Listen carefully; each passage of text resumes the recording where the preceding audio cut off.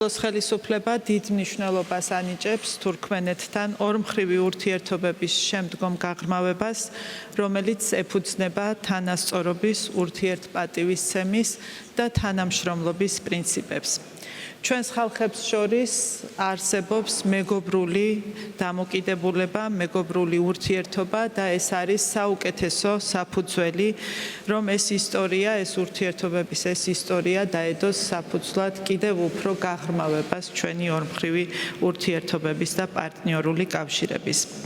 მივესალმებით საქართველოსა და თურქმენეთს შორის არსებული პოლიტიკური დიალოგის დინამიკას, წელს უკვე განხორციელდა არაერთი მაღალი დონის შეხვედრა. მაღალი დონის შეხვედრები კი ბუნებრივია ბიძგს აძლევს უფრო მჭიდრო კავშირების ჩამოყალიბებას ქვეყნებს შორის. დღევანდელი ვიზიტიც ამ მიმართულებით გადადგმული კიდევ ერთი ნაბიჯია, მნიშვნელოვანი ნაბიჯი ინტენსიური პოლიტიკური დიალოგის განვითარებისთვის.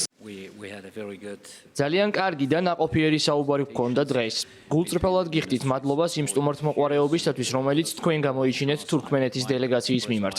ქალბატონო მინისტრო, თქვენ ატარებთ შეხვედრებს ღიაობის და გულწრფელობის ატმოსფეროში.